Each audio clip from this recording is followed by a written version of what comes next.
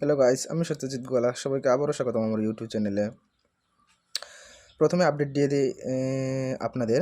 প্রথমে আমি আপডেট দিচ্ছি আপনাদের যে ভারত ও ইংল্যান্ডের মধ্যে দ্বিতীয় টেস্ট চলছে, সেখানে ভারত তাদের প্রথম ইনিংস সমাপ্ত করে 396 রানে, অর্থাৎ 396 রানে সমাপ্ত করে। ভারতের হয়ে একমাত্র ভালো ব্যাটিংই বলুন আর সবথেকে সর্বোচ্চ রান বলুন যশস্বী জয়সওয়াল করেছেন, যেটা 200 বা 200-এর বেশি রান করেছেন তিনি। ভারতের হয়ে আর কোনো ব্যাটসম্যানই তেমন কোনো লড়াই করতে পারেননি।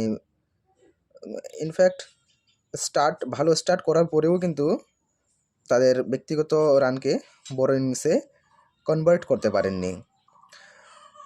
আপনারা ভাবতে পারেন, যদি যশস্বী জয়সওয়ালের ব্যাট থেকে তেমন রান না আসতো, বা ধরুন জয়সওয়াল 40, 50 বা 60 রানের মধ্যে তিনি আউট হয়ে গেছেন, বা নিজের ব্যক্তিগত রান খুবই কম, তাহলে ভাবুন ভারতের ইনিংস কতটা দূর যেতে পারত।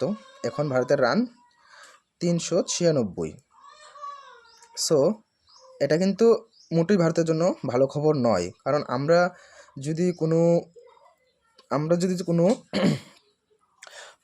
যদি কোনো ম্যাচে খেলি বা আইসিসি ইনিংস বলুন, সেখানে কিন্তু আমরা কোনো একজন নির্দিষ্ট ব্যাটসম্যানের উপর নির্ভর করতে পারি না। যশস্বী জয়সওয়াল বলুন, আমি বড় নামের মধ্যে রোহিত শর্মা, বিরাট কোহলি, তাদের কথা বলবো। যদি তাদের উপরে আমার সম্পূর্ণ ডিপেন্ডেন্ট থাকতে হয়, তাহলে কিন্তু সেটা মোটেই ভালো রেসপন্স নয় আমাদের ক্ষেত্রে। কারণ আমরা যখনই কোনো ইনিংস স্টার্ট করি, তখন কিন্তু আমাদের এইভাবে ইনিংসটাকে সাজাতে হয়। যদি কোনো ব্যাটসম্যান ধরুন 60 রান করে, টি-20 ফর্ম্যাটে আপনি ধরুন, যদি কোনো ব্যাটসম্যান 60 রান করে বা 50 রান করে, তাহলে কিন্তু সেটা ভালো মানা হয়। আর ধরুন আদার ব্যাটসম্যান যদি আরও কিছু রান করে, তাহলে সে রানটা গিয়ে 200-এর কাছাকাছি চলে যায়। তো টেস্টে এমন হয় না। টেস্টে আপনাকে রান করতেই হবে, কারণ যেহেতু এটা 5 দিনের একটা লং ম্যাচ, অ্যান্ড কি বলবো, সেখানে তো আর আপনি একটা ব্যাটসম্যানের উপর নির্ভর করতে পারেন না। ইনফ্যাক্ট কোনো ফর্মেটেই আমরা একজন ব্যাটসম্যানের উপরে নির্ভর থাকতে পারি না। ভারতের ইনিংসের কথা যদি আমি বলি, সেখানে আপনি দেখতে পারেন একমাত্র জয়সওয়াল ছাড়া আর কোনো ব্যাটসম্যান তেমনভাবে দাঁড়াতে পারেননি বা তেমন রানও করতে পারেননি। সেখানে 20 প্লাস বা 30+ রান করেও কিন্তু কোনো ব্যাটসম্যান সেখানে তেমন কোনো বড় স্কোর করতে পারেনি। আমি ডেবিউট্যান্ট রজত পাটিদারের কথা বলবো।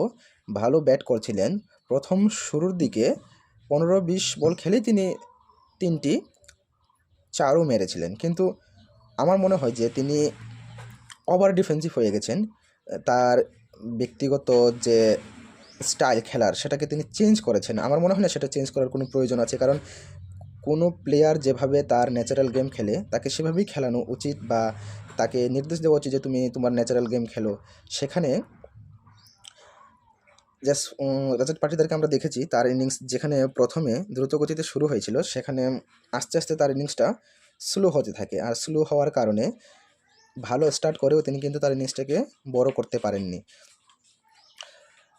এই ম্যাচে অনেক আলোচনা হচ্ছিল যে সরফরাজ খানকে প্লেইং 11-এ দেখা যাবে। আমি নিজেও আমার চ্যানেলে বলেছিলাম যে আমি 90% শিওর যে সরফরাজ খানকে আমি প্লেইং 11-এ দেখছি, কিন্তু না, শ্রেয়স আইয়ারকে আবারও জায়গা দেওয়া হয়েছে, শুভমান গিলকেও ইনফ্যাক্ট আবারও জায়গা দেওয়া হয়েছে। তো এই ব্যাপারটা আমি আসলে বুঝতে পারিনি যে সরফরাজকে কেন খেলানো হয়নি। সেটা টিম ম্যানেজমেন্ট বলুন বা যারা কোচ রয়েছে, স্টাফ রয়েছে, তারা হয়তো সেই ব্যাপারটা ভালো বুঝবেন যে কেন সরফরাজকে খেলানো হয়নি। বাট আমি নেক্সট ম্যাচে আশা করব যে সরফরাজকে অন্তত খেলানো উচিত, বা অ্যাটলিস্ট তাকে একটা সুযোগ দেওয়া দরকার। কারণ আপনি কোনো প্লেয়ারকে দলে রাখেন, তাকে শুধু বেঞ্চে বসিয়ে রাখার জন্য নয়। আর আপনি যতক্ষণ না তাকে ম্যাচ প্র্যাকটিস বলুন, ম্যাচ না খেলাবেন, ততক্ষণ কিন্তু আপনি যতই তাকে নেটে প্র্যাকটিস করান বা ডোমেস্টিক লেভেলে খেলাতেই থাকুন, আপনি ইন্টারন্যাশনালে তো তাকে অবশ্যই একবার সুযোগ দেওয়া দরকার। কারণ আপনি শুধু ডোমেস্টিক খেলানোর জন্য কোনো প্লেয়ারকে তৈরি করেন না, তাকে ইন্টারন্যাশনাল খেলানোর জন্যও তৈরি করা হয়। তাহলে এখানে সারফরাজকে জায়গা দেওয়া হয়নি। আমরা হোপ বিরাট কোহলি তৃতীয় ম্যাচে ফিরছেন, অ্যান্ড সারফরাজও সেই ম্যাচে অবশ্যই থাকবে। শ্রেয়স আইয়ার কিন্তু সুযোগের পর সুযোগ পাচ্ছেন, কিন্তু তিনি সেভাবে সুযোগটাকে কাজে লাগাচ্ছেন না। এটা অবশ্যই শ্রেয়স আইয়ারকে ভাবা উচিত, কারণ সুযোগ এভাবে কিন্তু বারবার তিনি পাবেন না, যেহেতু এটা জাতীয় দল। সো দীর্ঘ লাইন আছে ভারতের ক্ষেত্রে, বলবো সেটা আরও বড় হয়, কারণ ভারতে ক্রিকেটের জনপ্রিয়তা আপনি বলতে পারেন সবার উপরে।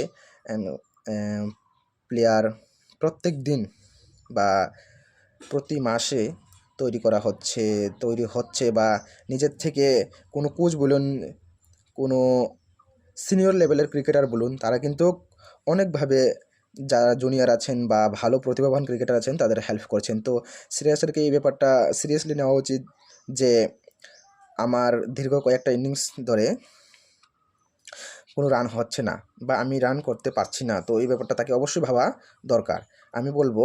অ্যান্ড শুভমান গিল কিন্তু অস্ট্রেলিয়ায় যে ধরনের পারফর্ম করেছিলেন সেটা কিন্তু এখানে দেখা যাচ্ছে না। আপনি ওয়ার্ল্ড কাপে বলতে পারেন, সেখানেও শুভমান গিলের তেমন একটা পারফরমেন্স ছিল না। এই ব্যাপারটাও তাকেও ভাবা দরকার। In fact Shubman Gill, Shreyas Iyer, K S Bharat যিনি উইকেট কিপার, ভারতকে কিন্তু দলে খেলানো হচ্ছে। ভারত এখন পর্যন্ত ভারতের হয়ে কোনো বড় ইনিংস খেলতে পারেননি। আমি বলবো ভারতকেও এই ব্যাপারটা নজর দেওয়া প্রয়োজন, কারণ আমি আগেই বলেছি যে ভারতের ক্ষেত্রে ক্রিকেটারের কোনো অভাব নেই।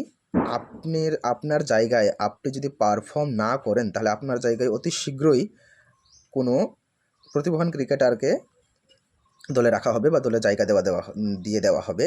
তো প্রত্যেক ক্রিকেটারকে যদি দলে থাকতে হয়, তাহলে তাদের ব্যক্তিগত পারফরমেন্স কিন্তু অবশ্যই ঠিক করতে হবে। এখানে আপনি ভারতের ইনিংসের কথা একটু চিন্তা করুন, যেখানে ভারতের সর্বোচ্চ রান অলমোস্ট 400-এর মতো, আপনি 400-ই বলুন, সেখানে যশস্বী জয়সওয়াল কিন্তু ব্যক্তিগতভাবে 200-র উপর রান করেছেন।